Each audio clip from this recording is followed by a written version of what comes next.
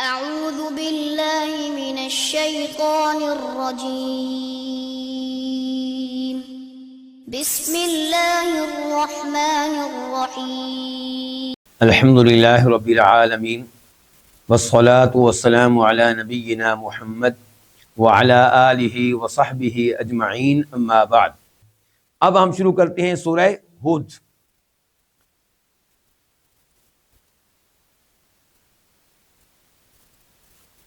سورہ ہود یہ بھی مکی صورت ہے، یعنی کہ ان صورتوں میں سے ایک ہے جو آپ علیہ الصلوۃ والسلام کے مکہ سے مدینہ کی طرف ہجرت کرنے سے پہلے نازل ہوئی ہیں، اور یہ وہ عظیم صورت ہے جس کے بارے میں حدیث آتی ہے۔ ترمذی شریف کی حدیث ہے، ابو بکر صدیق رضی اللہ عنہ نے نبی علیہ السلام سے کہا کہ اللہ کے رسول شبتا، آپ تو بوڑھے ہو گئے۔ تو فرمایا جانتے ہو میں بوڑھا کیوں ہوا ہوں؟ شیبتنی ہود، مجھے بوڑھا کیا ہے سورہ ہود نے، مجھے بوڑھا کیا ہے سورہ مرسلات نے، مجھے بوڑھا کیا ہے سورہ واقعہ نے، مجھے بوڑھا کیا ہے سورہ اذا الشمس کورت نے۔ آپ نے 5 صورتوں کے نام دیے کہ یہ وہ صورتیں جنہوں نے مجھے بوڑھا کر دیا ہے۔ ہم تو قرآن پڑھ کے کوئی ٹینشن ہی نہیں لیتے۔ آپ اس سے اندازہ لگا سکتے ہیں کہ نبی علیہ السلام قرآن کریم پہ کس قدر تدبر کرتے تھے، غور و فکر کرتے تھے کہ تلاوت جب کرتے ہوں گے تو ان صورتوں میں آنے والے واقعات اور کیسے کیسے اللہ تعالیٰ کا عذاب آیا ان اقوام پہ جنہوں نے حق کو قبول نہیں کیا، جنہوں نے اپنے نبیوں کا مذاق اڑایا، جنہوں نے کفر کیا، یہ سب کچھ پڑھ کے آپ اتنے متاثر ہوتے کہ آپ پہ بڑھاپا آ گیا۔ تو اس حدیث سے ترغیب مل رہی ہے مجھے اور آپ کو کہ ہم بھی قرآن کریم کے اوپر غور کریں، اس کو سمجھیں۔ قرآن اس لیے نازل ہوا ہے۔ تو یہ بہرحال عظیم صورت ہے، اس میں ایسی کئی واقعات، ایسی کئی اقوام کا تذکرہ ہوا ہے جن کی طرف نبی آئے اور انبیاء کرام علیہ السلام نے حق بیان کیا، لیکن ان کی اقوام نہیں مانی تو اللہ کا ان کے اوپر عذاب آیا۔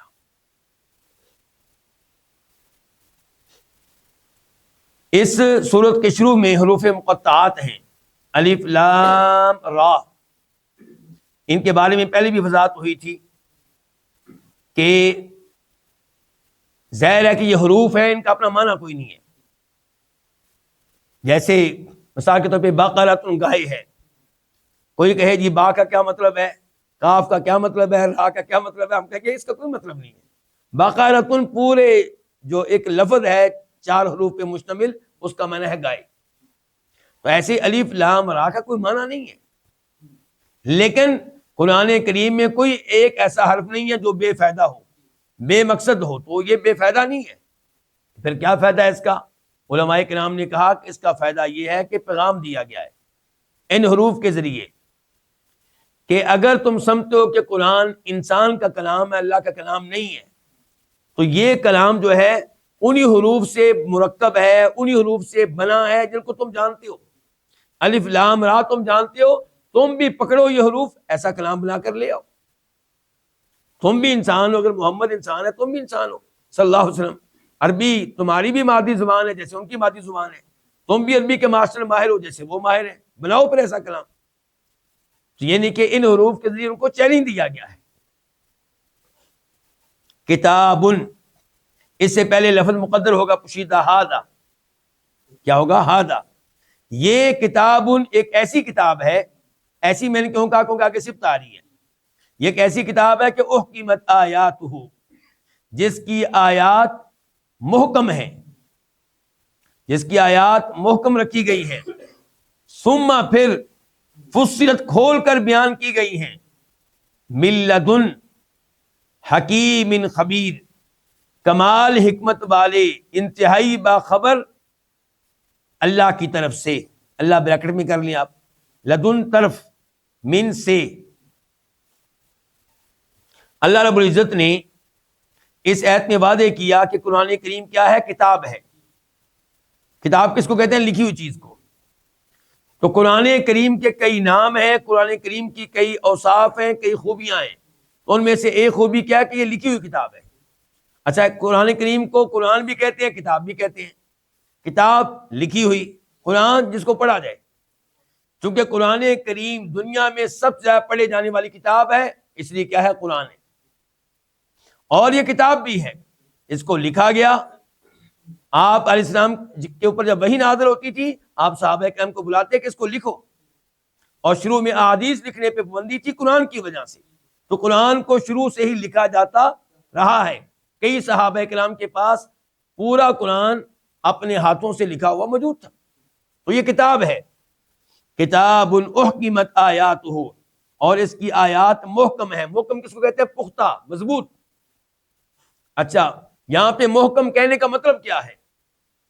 محکم کہنے کا مطلب یہ ہے کہ اس کی آیات بے عیب ہیں، ان میں کوئی عیب نہیں ہے، کوئی کمی نہیں ہے، کوئی قرآن کریم میں کوئی عیب نہیں نکال سکتا۔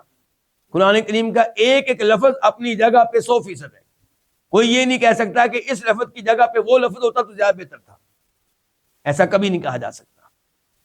پھر قرآن کریم ایک دوسرے لحاظ سے بھی محکم ہے، یعنی کہ اس کی آیات جو موجود ہیں اس وقت یہ منسوخ نہیں ہے، بلکہ سب کیا محکم ہے، ایسی ہیں کہ جن کے اوپر عمل کرنے کا حکم ہے۔ اگر ایک دو آیتیں منسوخ ہیں تو ان کے بارے میں واضح کر دیا گیا ہے، ورنہ پورا قرآن کریم کیا ہے؟ محکم ہے۔ تو اس کی آیات کیا ہے؟ محکم ہیں، مضبوط ہیں، پختہ ہیں۔ ثم فصلت، پھر کھول کر بیان کی گئی ہیں، یعنی کہ اس کے احکام اور اس میں واقعات اور اس کے عقائد کھول کر بیان کیے گئے ہیں، کوئی ابہام نہیں، کوئی اشکال نہیں۔ ہاں، لوگوں کو اشکال ہو جاتا ہے، لیکن قرآن کریم میں اشکال ہے نہیں، وہ مجھے ہوتا ہے اپنی کم علمی کی وجہ سے، مجھے ہوتا ہے اپنی کم عقلی کی وجہ سے، ورنہ قرآن کریم میں بذات خود کوئی اشکال یا ابہام نہیں ہے۔ آیت نمبر 2، اللہ تعبدوا الا اللہ۔ تو اس قرآن میں پھر کیا پیغام دیا گیا ہے؟ اس قرآن کریم کا پہلا پیغام کیا؟ اللہ، اللہ سے میں کیا؟ ان لا، یہ کہ نہ، تعبدو، تم عبادت کرو، الا اللہ، مگر اللہ کی، یعنی کہ اللہ تعبدو احدن الا اللہ، یعنی کہ لفظ مقدر پوشیدہ کیا ہوگا؟ احدن، یہ کہ تم کسی کی عبادت نہ کرو اللہ کے سوا۔ اننی، بے شک میں، انا، بے شک نی، میں، لکم، تمہارے لیے، منہ، اس کی طرف سے، کس کی طرف سے؟ اللہ کی طرف سے، نذیر، ایک نذیر ہوں، ڈرانے والا ہوں، و بشیر، اور ایک بشیر ہوں، خوشخبری دینے والا ہوں۔ تو پہلا پیغام قرآن کریم کا یہ ہے کہ صرف ایک اللہ کی عبادت کی جائے، اور یہی پیغام ہر نبی کا رہا ہے۔ وَلَقَدْ بَعَثْنَا فِي كُلِّ أُمَّةٍ رَسُولًا أَنِ اعْبُدُوا اللَّهَ وَاجْتَنِبُوا الطَّاغُوتَ، ہم نے ہر قوم میں ایک رسول بھیجا، اور پیغام ان کا یہ تھا کہ اللہ کی عبادت کرو اور غیر اللہ کی عبادت نہ کرو۔ اور یہاں پہ بھی یہ ہے کہ الا اللہ، عبادت کرنی ہے اللہ کی، اور صرف اللہ کی کرنی، کسی اور کی نہیں کرنی۔ اور میرا کام کیا ہے کہ میں نذیر بھی ہوں، بشیر بھی ہوں۔ میں نے دعوت دے دی ہے توحید کی کہ ایک اللہ کی عبادت کی جائے، اب جو دعوت قبول کر لے اس کے لیے میں بشیر ہوں کہ اس کو جنت ملے گی، اس کو اللہ کی رضا ملے گی، اللہ کے چہرے کے دیدار کا موقع ملے گا، اس کے لیے نعمتیں ہی نعمتیں ہیں۔ اور جو میری اس دعوت کو ریجیکٹ کر دے، توحید کو ریجیکٹ کر دے، ایمان نہ لائے، اس کے لیے میں کیا ہوں؟ اس کے لیے نذیر ہوں، ڈرانے والا۔ پہلے کے لیے کیا تھا؟ بشیر، خوشخبری دینے والا، اور اس کے لیے کیا ہوں؟ نذیر، ڈرانے والا، وارننگ دینے والا عذاب کی، جہنم کی۔ آیت نمبر 3، وَأَن، اور یہ کہ، یہ اصل میں کیا؟ ان، وہ نون کی زیر کسرہ تو آگے ملانے کے لیے ہے، ورنہ لفظ ہے وَأَن، اور یہ کہ استغفروا، تم مغفرت مانگو، سین کا معنی مانگو، طلب کرو، چاہو، اور یہ کہ تم مغفرت چاہو، بخشش چاہو، مغفرت مانگو، ربکم، اپنے رب سے، ثم، پھر، توبو، تم رجوع کرو، الیہ، اس کی طرف، یمتع، وہ فائدہ دے گا، کم، تمہیں، متاعا حسنا، اچھا فائدہ، الی اجل مسمی، ایک معین وقت تک، اجل وقت، مسمی معین مقرر طے شدہ، ویوتی، اور وہ دے گا، کل ذی فضل، ہر فضل والے کو، ہر، یعنی کہ ہر زید عمل والے کو، فضل کا معنی کیا ہوگا؟ زید، ہر، ذی کا معنی والا، اور وہ دے، کل کا معنی ہر، اور وہ دے گا ہر زید عمل والے کو، فضلہ، اس کا زید یعنی کہ زید ثواب. وَإِن اور اگر تولوا تم منہ موڑو فَإِنِّي تو بے شک میں, 3 الفاظ ہیں, فا تو انا بے شک, یا کا معنی میں, تو بے شک میں, اخاف ڈرتا ہوں, علیکم تم پہ, عذاب عذاب سے, یوم کبیر ایک بڑے دن کے عذاب سے, کبیر بڑا. اس آیت میں اللہ تعالیٰ نے کیا کہا کہ دوسرا آرڈر کیا ہے اس کتاب کا, یہ کہ اپنے رب سے معافی مانگ لو, بخشش مانگ لو. کس گناہ کی؟ سب سے پہلے شرک کی, کفر کی, یعنی کہ کفر و شرک سے توبہ کر لو, پھر باقی گناہوں سے بھی. اچھا, کفر و شرک سے توبہ کرنے کے بعد اپنے رب کی طرف رجوع کرو, اپنے رب کی طرف رجوع کرو, نیک اعمال کرو, نمازیں پڑھو, اذکار کرو, تلاوت کرو. اللہ تعالیٰ تمہیں اچھا فائدہ دے گا اس دنیا میں, یمتعکم متاعا حسنا, اللہ تعالیٰ تمہیں اچھا فائدہ دے گا اس دنیا میں ایک وقت مقررہ تک, موت آنے تک. دنیا میں تمہیں کیا ملے گی؟ متاع حسن, اچھی زندگی. من عمل صالحا من ذکر او انثى وهو مؤمن فلنحيينه حیاتا طیبہ. مرد ہو یا عورت, جو بھی ایمان لے آئے ہم اسے شاندار زندگی دیں گے. تو یہ شاندار زندگی ملے گی. ضروری نہیں کہ بہت زیادہ رزق ملے, لیکن جو ملے گا بابرکت ہوگا, سعادت ملے گی, سکون ملے گا, انسان مطمئن ہوگا, اللہ کے ساتھ مضبوط تعلق ہوگا, انسان کو توفیق ملتی رہے گی عبادت کرنے کی, صدقہ کرنے کی, نیکیاں کرنے کی. وَيُؤْتِي اور وہ دے گا آخرت میں. پہلے یمتعکم تذکرہ ہوا دنیا میں, اب وَيُؤْتِي سے تذکرہ ہو رہا ہے آخرت میں. اور وہ آخرت میں دے گا ہر اس شخص کو جو زائد عمل کرتا رہا, یعنی کہ فرائض و واجبات کے علاوہ نفلی اعمال بھی کرتا رہا. حج ایک فرض تھا, اس نے کئی کیے. عمرہ ایک فرض تھا, اس نے کئی کیے. زکوٰۃ فرض تھی, اس سال اس کے اوپر 20,000, اس نے 25,000 روپیہ دیا. نمازیں 5 وقت کی فرض تھی, وہ تہجد بھی پڑھتا رہا. روزے 1 مہینے کے فرض سے, وہ سوموار اور جمعرات کا بھی رکھتا رہا. اور ہر زائد عمل والے کو دے گا فضلہ, اس کا اضافی ثواب, اس کا زائد ثواب. اور اگر تم اعراض کرو, یعنی کہ شرک سے توبہ نہ کرو, تو پھر مجھے ڈر لگتا ہے تم پہ ایک بڑے دن کے عذاب سے. بڑا دن کیوں کہا گیا؟ کیونکہ وہ دن کتنے سالوں کے برابر ہوگا؟ 50,000 سالوں کے برابر ہوگا, یہ حساب کتاب تک. اور حساب کتاب کے بعد تو کوئی گنتی نہیں, ہمیشہ ہمیشہ کی زندگی ہے. تو مجھے ڈر لگتا ہے تم پہ ایک بڑے دن کے عذاب سے. الی اللہ مرجعکم, آیت نمبر 4 اللہ ہی کی طرف ہے مرجعکم, تمہارا لوٹنا. وَهُوَ اور وہ, عَلَى كُلِّ شَيْءٍ ہر چیز پہ, قدیر خوب قدرت رکھنے والا ہے, کمال قدرت رکھنے والا ہے. تو بتایا گیا کہ تم نے اللہ کے پاس جانا ہے, اور اللہ ہر چیز پہ قدرت رکھنے والا ہے. اس لیے اللہ تعالیٰ تمہیں اٹھائے گا, زندہ کرے گا. یہ مت سمجھو کہ ہم مٹی ہو جائیں گے, بسیدہ ہماری ہڈیاں ہو جائیں گی, تو ہمیں کیسے اٹھایا جائے گا؟ اللہ ہر چیز پہ قادر ہے. اور اٹھانے کے بعد اللہ تعالیٰ ان لوگوں کا حساب کرے گا, اور کسی کو جنت میں بھیجے گا, کسی کو جنت میں بھیجے گا. اللہ جنت میں بھیجنے پہ بھی قادر ہے, ہر چیز پہ قادر ہے. آیت نمبر 5 آج کے درس کی آخری آیت. الا خبردار, تنبیہ کے لیے, اٹینشن کے لیے, دھیان سے سنو. الا خبردار, انا بے شک ہم یہ, یسنون دوہرا کرتے ہیں یا موڑتے ہیں, دوہرا کرتے ہیں یا موڑتے ہیں, صدورہم اپنے سینے, صدور جمع کس کی؟ صدر, ان کی, اپنے سینے. لی تاکہ, لام تعلیل. یستخفو یہ اچھی طرح چھپائیں, اچھی طرح کس کا معنی؟ سین کا, تاکہ اچھی طرح چھپائیں, تاکہ اچھی طرح یہ چھپیں, تاکہ اچھی طرح یہ چھپیں, منہ اس سے, کس سے؟ اللہ تعالیٰ سے.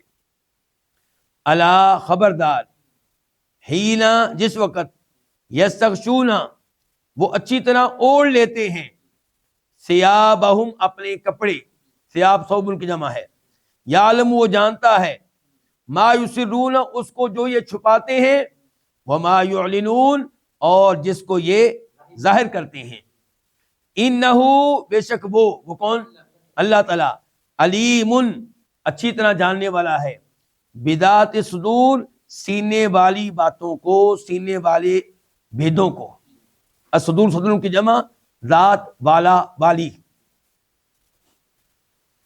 اللہ رب العزت نے یہاں پہ وعدے کیا کہ یہ لوگ جب گناہ کرنے کی باری آتی ہے تو اپنا سینہ دورہ کر لیتے ہیں ایسے، اور سمجھتے ہیں کہ ہمارے گناہ کا لوگوں کو پتہ نہیں چلے گا تو اللہ کو بھی پتہ نہیں چلے گا. تو گناہ کرتے ہوئے اللہ سے چھپنے کے لیے اپنے سینوں کو کیا کر لیتے ہیں؟ دورہ موڑ لیتے ہیں. اللہ تعالی نے فرمایا مجھ سے تمہارا کوئی بھی گناہ مغفر پوشیدہ نہیں رہے گا. جس وقت تم چادریں اوڑھ لیتے ہو، لحاف اوڑھ کے سوتے ہو، وہ تو تب بھی جانتا ہے جو کچھ تم چھپا رہے ہوتے ہو اور جو کچھ تم ظاہر کر رہے ہوتے ہو. اللہ سے کسی بھی چیز کو پوشیدہ رکھنا ممکن نہیں ہے. اللہ تعالیٰ تو تمہارے سینے کے بھیدوں کو بھی جانتا ہے، چاہے جائے کہ وہ جانے تمہارے ظاہر کے اعمال کو جو تم اپنے ہاتھوں کے ساتھ گناہ کرتے ہو، یا آنکھوں کے ساتھ کرتے ہو، یا کانوں کے ساتھ کرتے ہو، یا پاؤں کے ساتھ کرتے ہو. یہ چیزیں کیسے اللہ سے مخفی رہ سکتی ہیں؟ اللہ تو تمہارے سینوں کے بھیدوں کو بھی جانتا ہے. اس آیت میں تذکرہ کن کا ہو رہا ہے؟ سیاق و سباق سے ہی معلوم ہوتا ہے کہ اہل کفر کا، اہل شرک کا، کفار کا. البتہ عبداللہ ابن عباس سے یہ روایت آتی ہے کہ کئی مسلمان قضائے حاجت کرتے ہوئے اللہ سے شرماتے تھے اور جماع کرتے ہوئے اللہ سے شرماتے تھے. تو ان کے بارے میں یہ آیت نازل ہوئی ہے. یہ کہنا ہے کس کا؟ عبداللہ ابن عباس کا رضی اللہ تعالیٰ عنہما. تو ہم کہیں گے کہ بنیادی طور پہ یہ آیت اتری اہل کفر و اہل شرک کے بارے میں، اور اہل اسلام بھی اس میں داخل ہے کہ تمہیں اتنا تکلف کرنے کی ضرورت نہیں ہے کہ پیشاب پخانہ کرتے ہوئے تم اللہ سے چھپنے کی کوشش کرو، یعنی کہ یہ تکلف ہے. اور ایسے ہی جہاں پہ تمہارا نکاح ہوا ہے، تعلق قائم کرنے کی اجازت ہے، وہاں پہ بھی اللہ سے شرمانے کی، چھپنے کی ضرورت نہیں ہے. تو بہرحال دونوں کے لیے پیغام ہے کہ اللہ تعالیٰ سے انسان کبھی بھی مخفی یا پوشیدہ نہیں رہ سکتا، کوئی بھی عمل اللہ سے پوشیدہ نہیں رہ سکتا. اس لیے جو اعمال جائز ہیں وہ تم کر سکتے ہو، اور جو اعمال ناجائز ہیں ان کے معاملے میں جیسے لوگوں سے ڈرتے ہو، اللہ سے بدرجہ اولا ڈرو. یہیں پہ آج کے درس کا اختتام کرتے ہیں. انشاءاللہ کل 12واں سپارہ شروع ہو جائے گا. اللہ رب العزت سے دعا ہے کہ اللہ تعالیٰ صحیح معنوں میں قرآن حکیم کی تفسیر سمجھنے کی توفیق عنایت فرمائے. وصلی اللہ تعالی علی نبینا محمد وعلی آلہ وصحبہ اجمعین.